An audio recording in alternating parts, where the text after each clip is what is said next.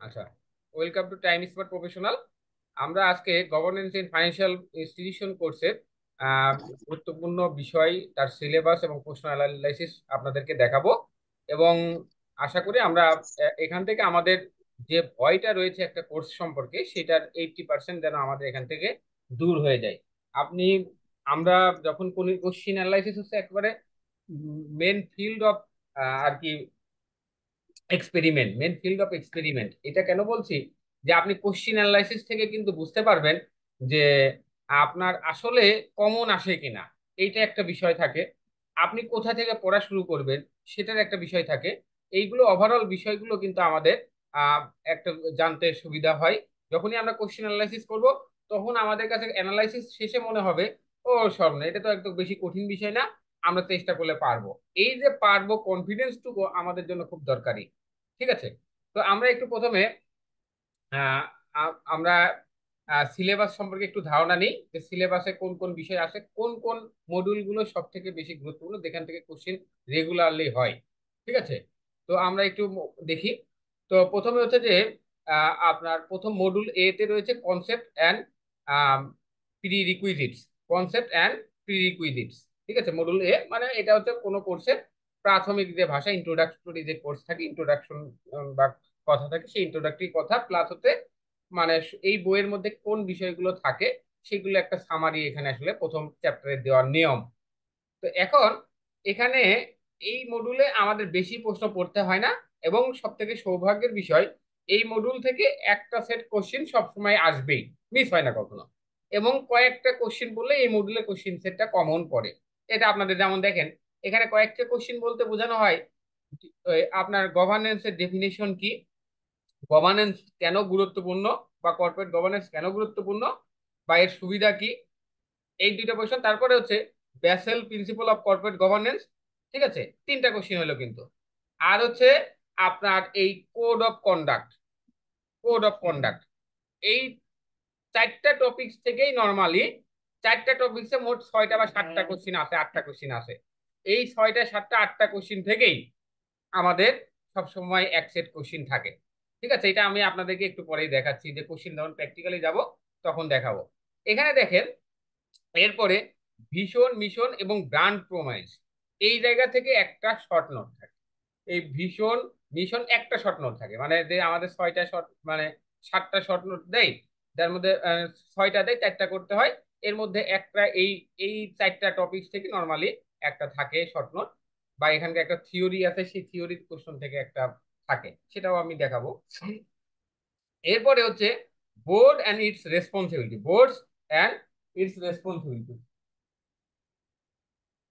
Board এবং এর responsibilities, এইটা হচ্ছে যে আমাদের কর্পোরেট গভর্নেন্সের আপনার মূল ভিত্তি যে চ্যাপ্টারটা, মানে corporate governance, what is corporate governance actually. ঠিক আছে, এটা বেসিকলি মানে কর্পোরেট গভর্নেন্স কিভাবে গঠিত হয়, কি কি বিষয়টা আসলে এর মধ্যে থাকে। আমরা খালি কিন্তু সুশাসন বা কর্পোরেট গভর্নেন্স বা শাসন প্রশাসন এগুলো নাম শুনি, আসলে জিনিসটার মধ্যে কি থাকলে আমরা তাকে প্রশাসন বলি, সেটা আমাদের এখানে আমরা জানবো। এবং অ্যাডমিনিস্ট্রেশন এবং গভর্নেন্স এর মধ্যেও একটু ডিফারেন্স রয়েছে, সেটাও আমরা একটু আমরা জানবো আস্তে আস্তে। তো এই যে বোর্ড এবং এবং এর রেসপন্সিবিলিটিস, এইখান থেকে নর্মালি কোন ধরনের প্রশ্নগুলো আসে আমরা যদি একটু দেখি। তো এবং সিলেবাসে কোন কোন প্যাটার্ন আছে, কোন প্যাটার্ন মানে কোন আইটেম বা টপিকস গুলো বেশি গুরুত্বপূর্ণ। একটা হচ্ছে যে সব থেকে কয়েকটা গুরুত্বপূর্ণ টপিকস এর মধ্যে রয়েছে। ও আর এখান থেকে কেমন কোশ্চিন আছে, এখান থেকে দুই সেট প্রশ্ন সবসময় আপনার কমন আসবেই।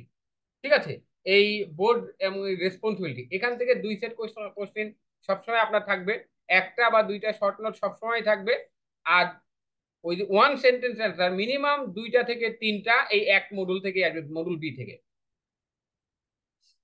এটা এরকম একটা গুরুত্বপূর্ণ মডুল। কিন্তু এখানে কোশ্চিন আসলে আবার একটু বড় অনেকগুলা, কিন্তু কিছু টপিক্স এর উপর কোশ্চিন সবসময়ই আসে। সেই কিছু টপিকস গুলো আমরা বলবো এখান থেকে। তো যে এই মডুলের মধ্যে যেগুলো টপিকস রয়েছে সবগুলো দেখতে পাচ্ছেন, আমি গুরুত্বপূর্ণ কয়েকটা কথা বলি। একটা হচ্ছে বোর্ডের রেসপন্সিবিলিটি কি, মানে একটা পরিচালনা পর্ষদের, বোর্ড অফ গভর্নেন্স বলতে বোঝানো হয় পরিচালনা পর্ষদ, এটা আমরা সবাই জানি। এই পরিচালনা পর্ষদের দায়িত্বটা কি। আচ্ছা, এরপর হচ্ছে ইন্ডিপেন্ডেন্ট মেম্বার্স, এর দায় দায়িত্ব কি।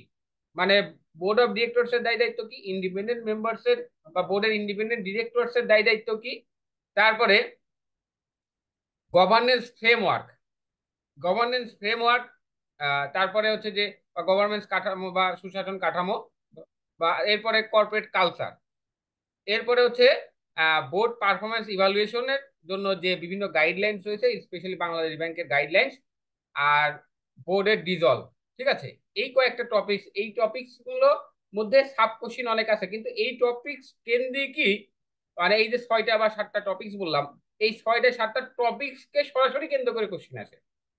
মানে সাব কোশ্চিন দূরে রাখলাম, এই 6টা বা 7টা টপিকসকে সরাসরি বেস করে কোশ্চিন আসে পরীক্ষার হলে। এক সেট থেকে 2 সেট কোশ্চিন এখান, মানে এক সেট কোশ্চিন সরাসরি এই টপিককে বেস করেই আসে। আর এই মডিউল থেকে মিনিমাম 2 সেট কোশ্চিন সবসময় থাকে। আমরা একটু পরে যখন কোশ্চিনে যাবো 98 তখন প্র্যাকটিক্যালি আপনাদের দেখাবো ঘটনাটা আসলে কতটুকু সত্য। তাহলে আপনাদের কেন এটা নিয়ে টেনশন করতে হবে, যে কিছু বিষয়গুলো আমরা একটু সচেতন হইলেই হবে। এরপরে আমরা যাব হচ্ছে মডুল সি তে। মডুল সি এতে এই বোর্ডের আবার যে প্রধান, তাকে নিয়ে বলা হয়েছে। প্রথমে আসলে বললো বোর্ড কি, তা বোর্ডের দায় দায়িত্ব বা এর মেম্বারদের দায় দায়িত্ব কি, বোর্ড ভেঙে দিতে গেলে কি কি করতে হয়, ঠিক আছে, বোর্ডের পারফরমেন্সকে কিভাবে আমরা মূল্যায়ন করব, এইগুলো নিয়ে মডুল বিতে বলা হয়েছে। এরপরে বোর্ডের মধ্যে ঢুকে যে বলা হচ্ছে যে বোর্ডের যে প্রধান যারা রয়েছে তাদের দায় দায়িত্বগুলো কি কি। বোর্ডের যে প্রধান দায় দায়িত্ব আছে, যার মধ্যে রয়েছে সিইও এবং সিনিয়র ম্যানেজমেন্ট টিম, এসএমটি, বা সিইও এবং এসএমটি যারা রয়েছে, তো এই এদের কার্যকলাপ নিয়ে কথাবার্তা এখানে রয়েছে। এখানে দেখবেন সিইও নিয়ে একটা কোশ্চিন, এক সেট না বলবো না, একটা কোশ্চিন সবসময় থাকে। সেটা হচ্ছে যে সিইও কাকে বলে, কে সিইও হতে পারে, সিইও দায় দায়িত্ব কি, সিইও সাকসেশন প্ল্যানটা কি।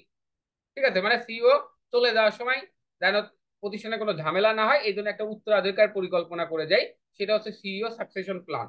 এই জায়গা থেকে একটা কোশ্চিন সবসময় থাকে।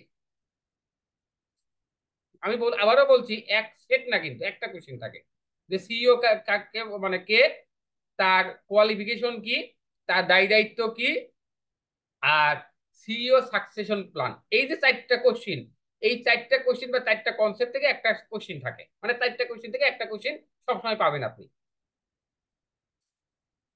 এরপরে যেটা আছে যে টোন ফ্রম দা টপ, মানে উচ্চ স্তর থেকে যে বক্তৃতা, এটা উচ্চ স্তরের স্বর বা সিনিয়রদের স্বর, সেখানে আসলে এটা একটা টিকা হিসেবে আছে। টোন ফ্রম দা টপ কাকে বলে বা এটা টিকা হিসেবে এই কথাটুকু গুরুত্বপূর্ণ। ঠিক আছে, এরপরে সিনিয়র ম্যানেজমেন্ট টিমের দায় দায়িত্ব কি, সিনিয়র ম্যানেজমেন্ট টিমের দায় দায়িত্ব কি। আচ্ছা, কর্পোরেট কালচার বা অর্গানাইজেশন কালচার, এই জায়গা থেকে একটা কোশ্চিন একবার গ্যাপ দিয়ে দিয়ে আসে। ঠিক আছে, তারপরে এখানে কোশ্চিন থাকলো কি কি, সিইও নিয়ে বিষয়, সিনিয়র ম্যানেজমেন্ট টিমের রেসপন্সিবিলিটি একটা বিষয়, আর হচ্ছে কর্পোরেট কালচার আমরা মডুল বি এর মধ্যে ঢুকাই দিয়েছি, যদি ঢুকিয়ে দিই এইটা। আর এইটা হচ্ছে এখানকার কোশ্চিন। আর বিজনেস স্টাডি আর কর্পোরেট কালচারের সম্পর্ক, মানে এটা কর্পোরেট কালচারের বিষয়টা আর কি। তার মানে এখানে 3টা 4টা টপিক্স আছে, 3টা 4টা টপিক্স থেকে আপনি এক সেট কোশ্চিন পাবেন। 3টা 4টা টপিক্স যদি আপনি দেখেন, 3টা 4টা টপিক্সে হয়তো 6টা 7টা বা 8টা কোশ্চিন আছে, এটা দিলে আপনি এক সেট কোশ্চিন পাবেন।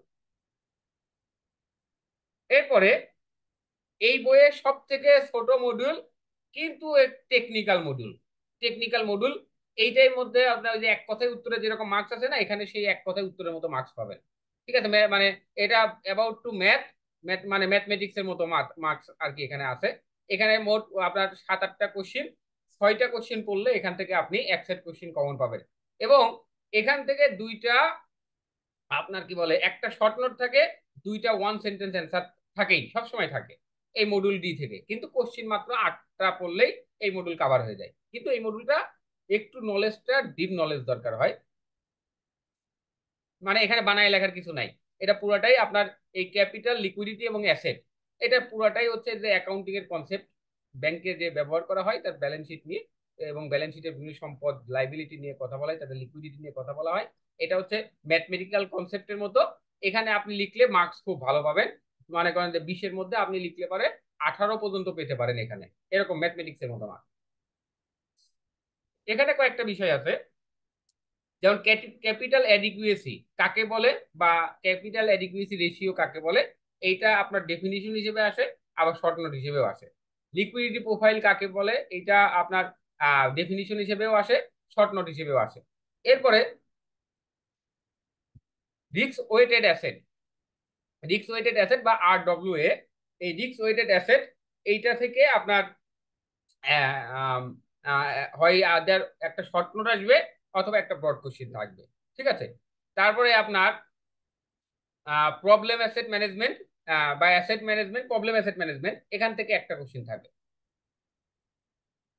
তার মানে এইখান থেকে এক সেট কোশ্চেন থাকে, নর্মালি দুই সেট থাকে না, এক সেট কোশ্চেন থাকে, এবং এখানে কোশ্চেন পাওয়া লাগে 7-8টা।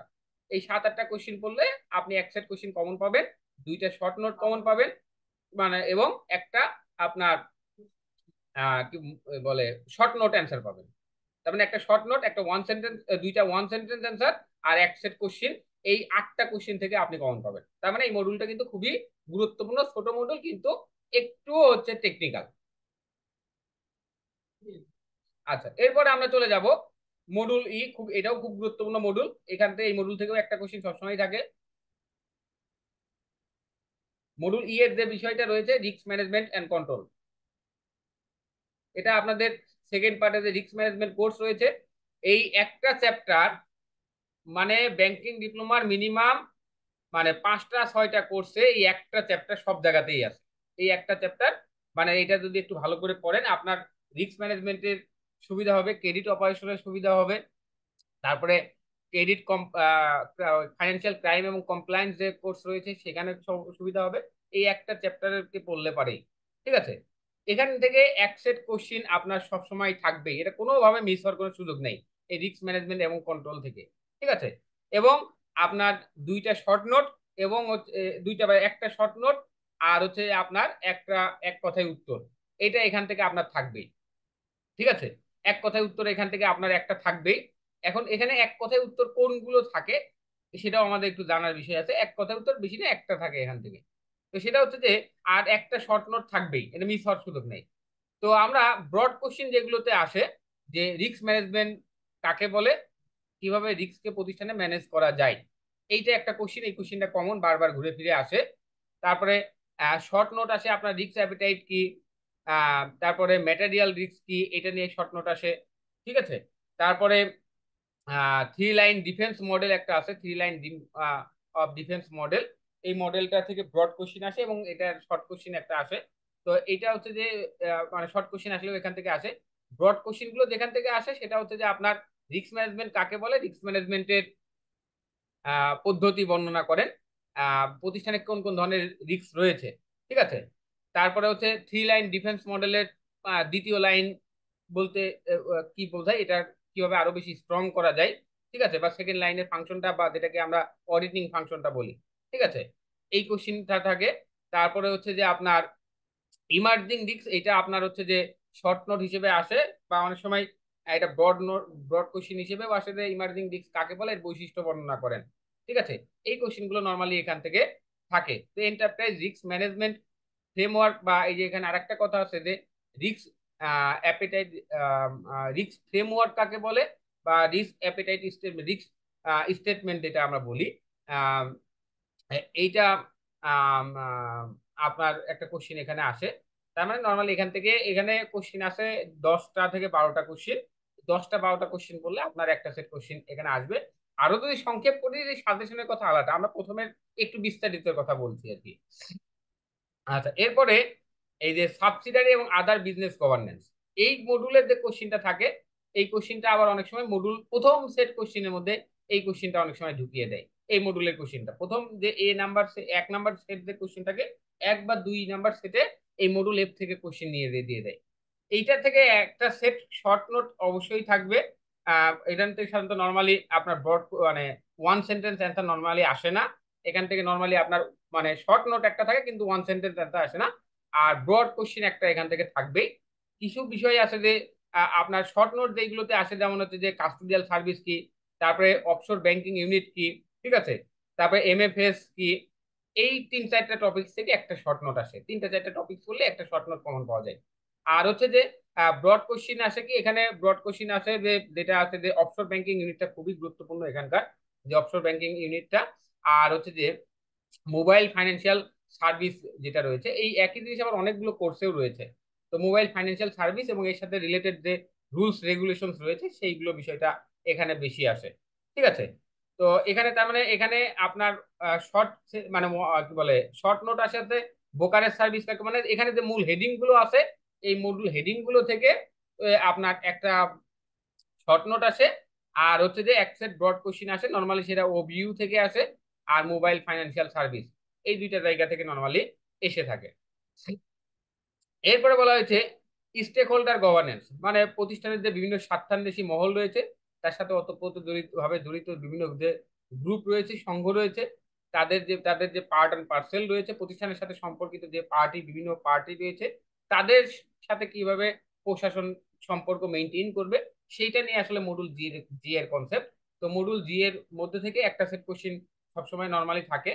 তো নর্মালি এখানে আসে কিভাবে, যে কিভাবে অমুক গ্রুপের সাথে এই গ্রুপের সাথে কিভাবে সম্পর্ক মেনটেন করা যায়। তো দেখা যাচ্ছে যে যেটা পড়ে গিয়েছে গতবার সেটা এইবার আসে না। তো নর্মালি এই আপনার একজন বা দুইজনের সাথে সম্পর্ক প্রতিবারই পড়ে। যে যেমন মনে করেন যে এই স্টেক হোল্ডার বলতে কম্পিউটার্স এর কথা বোঝানো হয়, তারপরে আপনার এমপ্লয়ির সাথে বলা হয়, কাস্টমারের সাথে বলা হয়, শেয়ার হোল্ডারদের সাথে সম্পর্ক মেনটেন করতে বোঝানো হয়।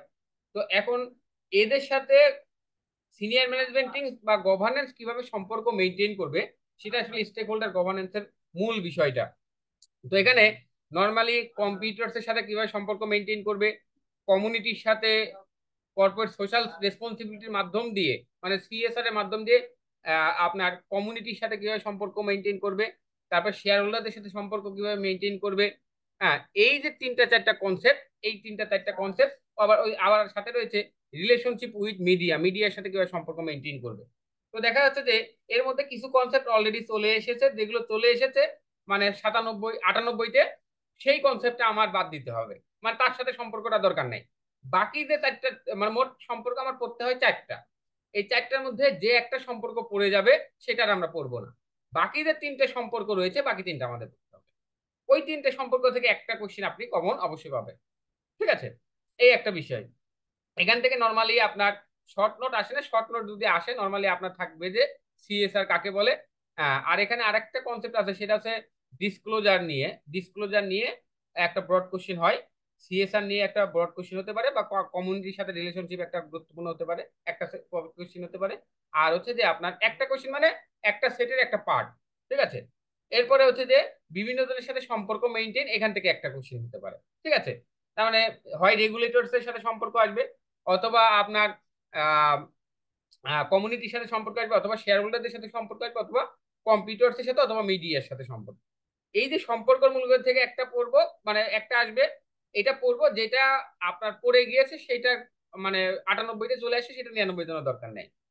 বাকি যে সম্পর্ক আছে সেটা পড়লে একটা কোশ্চিন কমন পাবো, ডিসক্লোজার থেকে একটা পাবো, সিএসআর থেকে একটা পাবো। এই দিয়ে আমরা সেটটা কভার করতে পারবো। আচ্ছা, এরপরে মডুল যেটা মডুল এইচ থেকে একটা কোশ্চেন নর্মালি থাকে।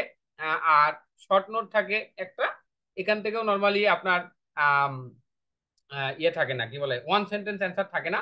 ওয়ান সেন্টেন্স অ্যান্সারটা মূলত আসলে থাকে হচ্ছে মডুল বি, সি, ডি, ই, এর মধ্যে থেকেই আসলে নর্মালি আমাদের যে 10টা ওয়ান সেন্টেন্স অ্যান্সার থাকে সেটাই 5টা মডুল থেকেই আসে।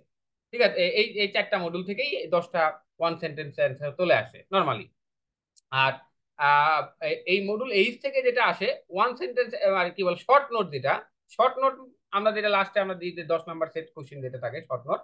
এই শর্ট নোটে যেটা যে টপিকস গুলো থাকে, যেমন ডিজিটাল এজেন্ডা একটা থাকে, পিপুল প্ল্যান বা সাকসেশন প্ল্যান নামে একটা থাকে। ঠিক আছে, এমপ্লয়ি আপ স্কিলিং এটা থেকে একটা থাকে, এবং মার্কেট পজিশনিং। এই হেডিং 4টা 5টা হেডিং যেটা আছে, এই হেডিংটাই আসলে শর্ট নোট, আলাদা করে কোনো শর্ট নোট নাই। এই 4টা বা 5টা হেডিং করলে আমরা একটা শর্ট, মানে হেডিংটাই আমাদের একটা করে শর্ট নোট, এবং এই 5টা শর্ট নোট করলে একটা শর্ট নোট আমাদের এখান থেকে কমন আসে। এইভাবেই আমরা 6টা শর্ট নোট কিন্তু আমরা কভার করতে পারবো। তো এখন এখানে ব্রড কোশ্চেনও একটা সেট সবসময় থাকে। সেটা কোন কোন বিষয়গুলো থাকে, যেমন আপনার ডিজিটাল এজেন্টার থেকে নর্মালি থাকে একটা, বা ডিজিটাল এজেন্টার থাকে, সাকসেশন প্ল্যান একটা, তারপর হচ্ছে এমপ্লয়ি আপ স্কিলিং বা এমপ্লয়ীদের দক্ষতা উন্নয়ন, এই তিনটা কনসেপ্ট থেকে তিনটা কনসেপ্ট থেকে যে এক সেট কোশ্চিন হয়, এক সেটের মিনিমাম দুইটা আসে এখান থেকে। ঠিক আছে, তার মানে এখান থেকেও কিন্তু মোটামুটি আমরা যদি 6-7টা কোশ্চিন করি এই মডুল এইচ থেকে, তাহলে আমাদের এক সেট কোশ্চিন কিন্তু আমাদের কমন আসবে। ঠিক আছে, 6-7টা কনসেপ্ট খালি আমরা যদি পড়ি, আমরা এক সেট কোশ্চিন এখান থেকে কমন পাবো। এই হচ্ছে বিষয়। আর আপনাদের এই যে এখানে কিছু বইয়ের রেফারেন্স হচ্ছে, আপনাদের এই হ্যান্ড নোটটা হলে আলাদা করে আর বাইরে থেকে কোনো লাগবে না। দেখেন এই হ্যান্ড নোট থেকে গতবারও প্রায় 8.5 সেট মতো কোশ্চেন কমন আসছিল, এবারও আশা করি থাকবে। কারণ কর্পোরেট গভর্নেন্সের কিছু কোর জায়গা আছে, সেই কোর জায়গাগুলো এই হ্যান্ড নোটে কাভার করা আছে। কোর জায়গাগুলো থেকে কোশ্চেন সবসময় থাকেই, এবং এর বাইরে নর্মালি যায় না। আমরা কোর কনসেপ্ট গুলো যদি আমরা গ্রহণ করি, এখান থেকে আমরা 6 সেট কোশ্চেন পরীক্ষায় ইজিলি লেখার মতো আমাদের প্রস্তুতি চলে আসবে। আচ্ছা, আপনাদের আমরা কি করব, প্রথমে একটা মানে একটু বড় আকারে সাজেশন দেবো, আর জাস্ট পরীক্ষার আগে 15 দিন আগে আমরা একটা ক্রাশ সাজেশন দিব, ছোট ছোট সাজেশন দিব। সেটা জাস্ট পরীক্ষার আগে 10 দিন মতো আগে এরকম দিব। আচ্ছা, এখন আমরা দেখবো যে এটা দেখলাম আমরা যে সিলেবাস, আমি যে কথাগুলো বললাম, দেখেন পয়েন্টগুলো যেগুলো বলেছি, এই পয়েন্টগুলো দেখেন। আমি এবার কোশ্চিনে চলে যাচ্ছি, দেখেন কোশ্চিনগুলো শান্ত ওই পয়েন্টগুলো থেকেই আসে। এবার আমরা দেখেন প্র্যাকটিক্যালি চলে গেলেই আমরা দেখেন কোশ্চিনটা আমরা 98 কোশ্চিনে চলে যাই। দেখেন 98 কোশ্চিনটা আমরা চলে আসি। একেবারে দেখেন প্র্যাকটিক্যাল বিষয়, এখানে কোনো ফাঁকি ঝুঁকির কোনো সুযোগ নাই। একেবারে কোশ্চিনটা যেটা এসেছে, আপনারা কোশ্চিনটা হয়তো দেখেছেন অনেকেই। তো দেখেন বিষয়গুলো কোথা কোথা থেকে কোশ্চিন আসছে। হ্যাঁ, আপনারা 1 মিনিট আপনাদেরকে, যদি কারো কোনো কুয়ে থাকে আপনি একটু 1 মিনিট আনমিউট করে দিই, যদি কারো কেউ কিছু বলতে চান। তারপরে আমরা কোশ্চিনটা নিয়ে কথা বলবো। কারণ কোশ্চিনটা নিয়ে কথা বললে আপনাদের আসলে টেনশনটা মুক্ত হবে, বাস্তবিক যে বিষয়টা যেগুলো বললাম কথা কাজে মিল আছে কিনা। কারো কি কোনো বিষয়ে কুয়েরি আছে কোনো? স্যার এই যে মডিউল এইচ থেকে স্যার বড় প্রশ্ন বললেন কোনটা কোনটা? মডুল এইচ থেকে, মডুল Yes. এইচ থেকে নর্মালি বড় কোশ্চিন থাকে আপনার। মডুল এইচ থেকে নর্মালি বড় কোশ্চিন যেটা থাকে সেটা হচ্ছে যে ডিজিটাল এজেন্ডা আছে, সাকসেশন প্ল্যান আছে, এমপ্লয়ি আপ স্কিলিং। এই কনসেপ্ট থেকে নর্মালি এক সেট বড় কোশ্চিন থাকে। ঠিক আছে, আর কেউ কোনো স্যার কোনো কিছু বলবেন? ডিজিটাল এজেন্ডা, সাকসেশন প্ল্যান, আর একটা কি বললেন? Employee up skilling. হ্যালো। হ্যাঁ হ্যাঁ, শুনতে পাচ্ছেন না? ডিজিটাল এজেন্ডা, সাকসেশন প্ল্যান, আর একটা কি বললেন? Employee up skilling, employee up skilling, আচ্ছা ঠিক আছে, হ্যাঁ। Employee up skilling.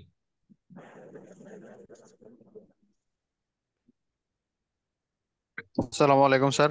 জি জি, বলেন। স্যার আপনি যে বলছিলেন যে রিটেন তাত্ত্বিক কোর্স আর হচ্ছে টেকনিক্যাল কোর্স, এই কোর্স গুলো আমি আসলে শুনতে পারি না। তখন আপনি যদি আবার একটু বলতেন আর কি, কোনগুলো বাংলাতে লিখলে ভালো হবে, কোনগুলো ইংলিশে লিখলে ভালো হবে আর কি। মানে তাত্ত্বিক কোর্স বলতে বোঝানো হয় মানে যে কোর্সটা মানে মানে পুরোটাই থিওরিটিক্যাল বেস, আর হচ্ছে কনসেপ্ট গুলো খুব সহজ। হ্যাঁ, কনসেপ্ট গুলো খুব হ্যাঁ, সহজ। যেমন আমরা বলি যে আমরা যেমন মার্কেটিং এর একটা কোর্স ছিল আগে, এখন অর্গানাইজেশন ম্যানেজমেন্ট একটা কোর্স রয়েছে। যেগুলো হ্যাঁ। কনসেপ্টটা কিন্তু ডিফিকাল্ট না, একটু মানে কম্পারেটিভলি ইজি। এখানে আইনগত আচ্ছা। বিষয়গুলো অনেক কম। ঠিক আছে, তো একেবারে হ্যাঁ। যেহেতু গতানুগতিক থিওরি যেমন, আবার ম্যানেজমেন্ট রয়েছে, ম্যানেজমেন্ট টাইপের একটা যে কোর্স গুলো রয়েছে, তারপর মার্কেটিং রিলেটেড যে কোর্স গুলো রয়েছে, তারপরে সেকেন্ড পার্টে এগ্রিকালচারাল মাইক্রো ফাইন্যান্স। ঠিক আছে, ফার্স্ট পার্টে মনে করেন যে এই যে আপনার অর্গানাইজেশন ম্যানেজমেন্ট। ঠিক আছে, জি। এই টাইপের কোর্স গুলো আসলে বাংলায় আপনার লেখা থেকে ইংরেজিটা আমি সাজেস্ট করি এই কারণে, যে কারণ এইটা খুবই গতানুগতিক থিওরি। তো তো এটা আপনার জি। ইংরেজিতে লিখলে, অল্প লিখলেও বেশ ভালো মার্কস ক্যারি করা যায়। এটা নট নেসেসারি আচ্ছা। লিখতে হবে তা না। আর কিছু কোর্স রয়েছে, যেমন আমরা বাকি যে কোর্স গুলো রয়েছে, যেমন ল প্র্যাকটিস জেনারেল ব্যাংকিং, তারপরে আছে জি। Monetary financial system. ঠিক আছে, তারপরে আছে জি। যে আপনার প্রিন্সিপাল অফ ইকোনমিক্স। এই কোর্স গুলো আপনি যে কোনো ভাষায় দেন, জিনিস ঠিক থাকলে মার্কস পাবেন, এটা ম্যাথমেটিক্স এর মতো মার্কস পাবেন। আচ্ছা। আচ্ছা। বুঝতে পেরেছেন? Thank you sir. আচ্ছা আচ্ছা, এখন আচ্ছা আমরা এখন তাহলে একটু দেখি। তো এখন আমরা একটু 98 কোশ্চিনটা আমি বলবো, আর কেউ কিছু যদি না বলে আমরা 98 কোশ্চিনটা দেখাইলে আপনাদের মধ্যে দেখবেন একটা সান্ত্বনা আসবে, যে আমরা যে বিষয়গুলো আসলে বলছি সেইগুলো থেকেই কোশ্চিন আসছে কিনা।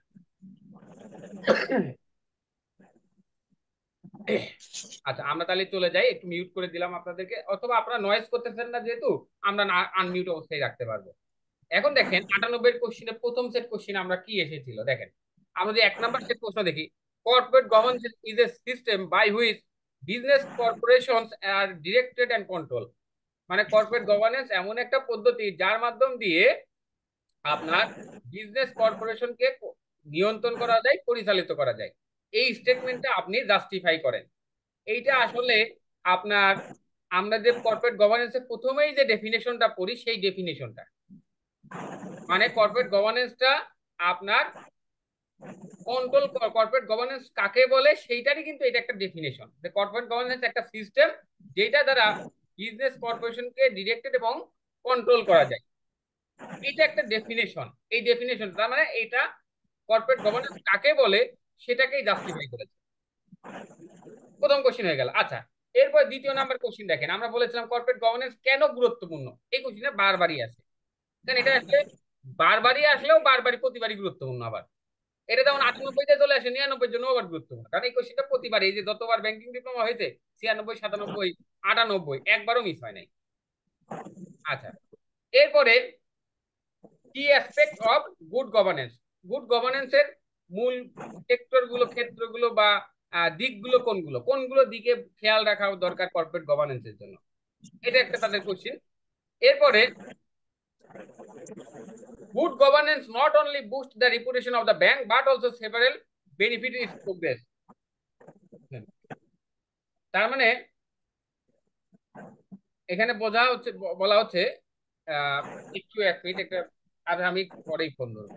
আচ্ছা, এখন সেটা হচ্ছে যে তার মানে গুড গভর্নেন্স শুধু প্রতিষ্ঠানের রেপুটেশনও বাড়ায় না, এটা বিভিন্ন ধরনের সুযোগ সুবিধা প্রদান করে। এটাও আসলে কর্পোরেট গভর্নেন্সের সুবিধাগুলো কি কি আছে সেইগুলো প্রকাশ করে। তার মানে কর্পোরেট গভর্নেন্স কেন গুরুত্বপূর্ণ, এর সুবিধা কি কি আছে, এইটা থেকে মানে দুইটা কোশ্চিন আসলো। তারপরে কর্পোরেট গভর্নেন্স কাকে বলে সেটা থেকে একটা কোশ্চিন আসলো। আর একটা হচ্ছে আপনাদের বিভিন্ন সেক্টর বা কেন্দ্রগুলো বা ক্ষেত্রগুলা, ঠিক আছে, কোন কোন বিষয়গুলো নজর দেওয়া উচিত, কোন কোন বিষয়ে স্কোপ বা বাউন্ডারি রয়েছে। তাহলে দেখেন ওই যে আমরা যে কথাগুলো বলেছিলাম কোশ্চিনটা দেখেন, ওই কথাগুলোই এটা এখন হয়তো আপনার কাছে কিছুটা মনে হবে কি যে একেবারে হুবহু না কেন, আবার হুবহু। কারণ হচ্ছে কি আপনি যখন আপনি কোশ্চিনগুলোর হেডিং শুনেছেন, যখন কোশ্চিনগুলোর উত্তর করবেন তখন মনে করবেন যে এইগুলো সবই ওখানে আছে। কারণ কোশ্চিনগুলো যখন ভিতরে এই কথাগুলো নিয়ে আসা হয়েছে কোশ্চিনের ভিতর থেকে। এইটা হচ্ছে যেমন এই কোশ্চিনটা, যেমন লাস্টের এই কোশ্চিনটা রয়েছে, good governance is not a boost reputation. এটা আসলে একটা কোশ্চিনের শুরুতে যে ইন্ট্রোডাকশন থাকে সেই ইন্ট্রোডাকশনটা, ঠিক আছে। তারপরে কর্পোরেট গভর্নেন্স কাকে কেন গুরুত্বপূর্ণ এটা তো আছেই। তারপরে এইটা হচ্ছে ডেফিনেশন, ডেফিনেশনের মধ্যে প্রথম ডেফিনেশন। তো এইটা তার মানে আমাদের কিন্তু দেখেন 1 নাম্বার সেট কিন্তু একেবারেই কমন চলে আসে। এরপর আমরা 2 নাম্বার সেটে চলে যাই। এবার 2 নাম্বার সেট আছে কি, audit committee in compromise with directors who are not members of executive committee of the board of directors। ঠিক আছে, তার মানে অডিট কমিটিতে কাদেরকে নিয়োগ দেওয়া হয়, মানে ওই যে আমরা বললাম যে members of board of directors, মানে বোর্ড অফ ডিরেক্টরস এর দায় দায়িত্ব আছে, দায় দায়িত্বের মধ্যে একটা দায় দায়িত্ব হচ্ছে যে ওখান থেকে একটা অডিট কমিটি কম্প্রোমাইজ করা বা মানে ফর্ম করা, একটা গঠন করা অডিট কমিটি। এটা বোর্ড অফ গভর্নেন্স এর কাজ, কারণ বোর্ড অফ গভর্নেন্স এর দায় দায়িত্বের মধ্যে যেটা আছে তার মধ্যে একটা দায়িত্ব হচ্ছে যে অডিট কমিটি মানে ইন্টারনাল কন্ট্রোল এন্ড কমপ্লায়েন্স যেটা আমরা বলি সেটার ফাংশনটা তৈরি করা, ঠিক আছে। তো এইটার ক্ষেত্রে দেখেন এইটা হচ্ছে যে ওই বোর্ড অফ রেসপন্সিবিলিটি দায়িত্বদের মধ্যে এইটা ওখানেই বলে দেওয়া আছে যে এই অডিট কমিটি যখন গঠন হবে সেখানে কোনো এক্সিকিউটিভ মেম্বার, নির্বাহী কোনো ডিরেক্টর ওখানে থাকতে পারবে না, অনির্বাহী যে ডিরেক্টর গুলো আছে তারা থাকতে পারবে। ওই কোশ্চিনেরই অ্যান্সার এটা, ওখান থেকেই আসছে। আচ্ছা, আবার বলেছিলাম বোর্ড অফ ডিরেক্টরস এর দায় দায়িত্ব, তাদের রোল বা ভূমিকা, তাদের অথরিটি, এইটা নিয়ে যে একটা কোশ্চিন থাকে সেটা হচ্ছে এই কোশ্চিন। এটাও প্রায় প্রতিবারই আছে। আচ্ছা, তারপরে দেখেন ইন্ডিপেন্ডেন্ট ডিরেক্টরের কথাটা ওখানে বলেছিলাম যে ইন্ডিপেন্ডেন্ট ডিরেক্টরের তার কোয়ালিফিকেশন, তার ভূমিকা, সেটা নিয়ে একটা কোশ্চিন থাকে, সেটা দেখেন ইন্ডিপেন্ডেন্ট ডিরেক্টর চলে আসছে। তারপরে গভর্নেন্স ফ্রেমওয়ার্কের কথা বলেছিলাম, এই যে গভর্নেন্স ফ্রেমওয়ার্ক নিয়ে কিন্তু দেখেন কোশ্চিন চলে আসছে, কর্পোরেট গভর্নেন্স ফ্রেমওয়ার্ক, ঠিক আছে।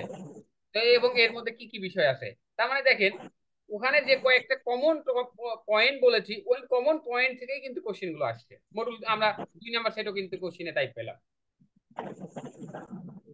আচ্ছা, এরপর আমরা মডুল সি তে চলে যাই। মডুল সি মানে কোশ্চেন সি তে 3 নাম্বার কোশ্চেনে চলে যাই। 3 নাম্বার কোশ্চেনে বলা হয়েছে সিনিয়র ম্যানেজমেন্ট টিমের যেটা কথা বললাম, এসএমটি যেটা বললাম, এই এসএমটির দায় দায়িত্বগুলো কি কি। দেখেন, একটা হচ্ছে বোর্ড অফ গভর্নেন্সের দায় দায়িত্ব বা পরিচালনা পরিষদের দায় দায়িত্ব, আর একটা হচ্ছে সিনিয়র ম্যানেজমেন্ট টিমের দায় দায়িত্ব। যদিও সিনিয়র ম্যানেজমেন্ট টিমের দায় দায়িত্ব আর কর্পোরেট গভর্নেন্সের দায় দায়িত্ব মানে বোর্ড অফ গভর্নেন্সের দায় দায়িত্ব অনেকটা সিমিলার। কারণ ওই বোর্ড অফ গভর্নেন্সের আন্ডারে সিনিয়র ম্যানেজমেন্ট টিমটা থাকে সরাসরি, মানে ওরা কাছাকাছি কার্যক্রম সম্পন্ন করে। আচ্ছা, এরপরে সিইও বললাম, সিইওর ভূমিকা দায়িত্ব কি, এটা এখানে কোশ্চিনটা চলে আসছে। তারপরে কালচারের সাথে বিজনেস স্ট্র্যাটেজির সম্পর্ক কি, মানে বিজনেস ওই যে কর্পোরেট কালচারের যে কোশ্চিনটা সেটা। দেখেন 3 নাম্বার কোশ্চিনটাও কিন্তু আমাদের হুবহু ওখান থেকেই চলে আসলো, আমরা যে কনসেপ্ট গুলো বললাম ওই কনসেপ্ট থেকে কিন্তু চলে আসছে। দেখেন আমরা কিন্তু 3টা সেটই কিন্তু কোশ্চিন প্রায় কমন পেয়ে গেলাম।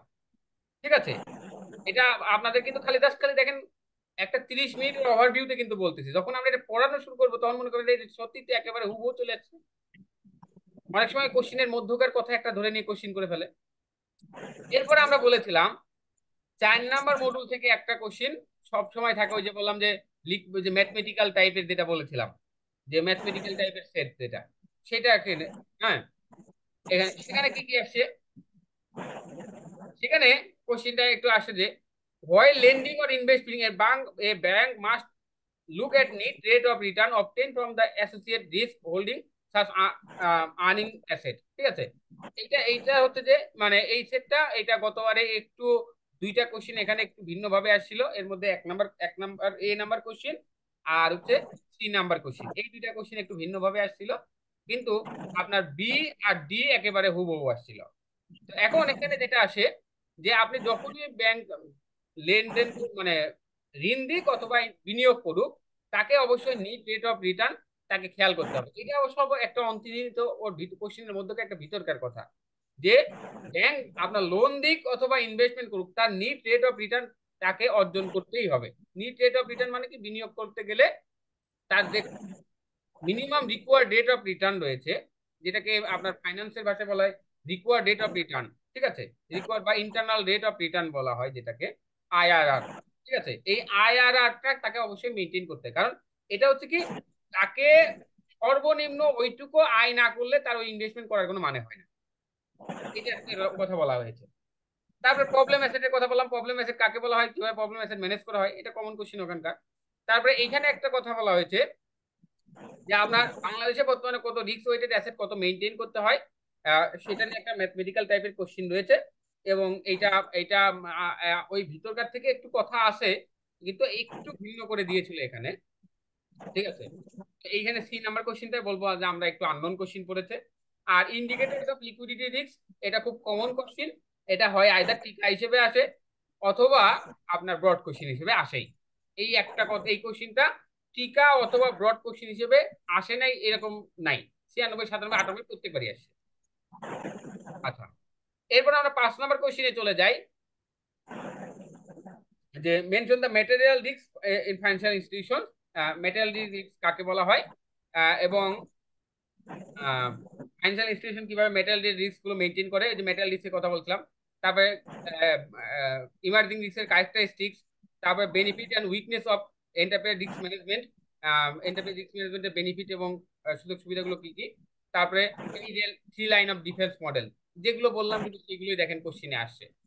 তারপরে দেখেন এবার পেমেন্ট সিস্টেম, যে এমএফএস, এমএফএস নিয়ে বললাম কোশ্চিন আসে। আর ওই যে ওদের মূল হেডিং ওখানে যেগুলো ছিল, agent banking, merchant banking, offshore banking, এইগুলো নিয়ে থেকে কমন যে কোশ্চিন, খুব কমন কোশ্চিন আসছে, আননোন কোশ্চিন না, একেবারে খুবই প্রথমেই যে কোশ্চিন পড়তে হয় সেই কোশ্চিন গুলো আসে।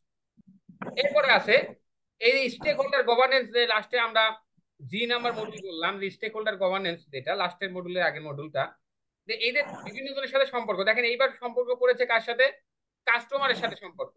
তাহলে এই সম্পর্ক বাদে বাকি যে 3টা 4টা সম্পর্ক আছে সেই কোশ্চেন গুলো পড়লেই কিন্তু আমাদের হয়ে যাবে।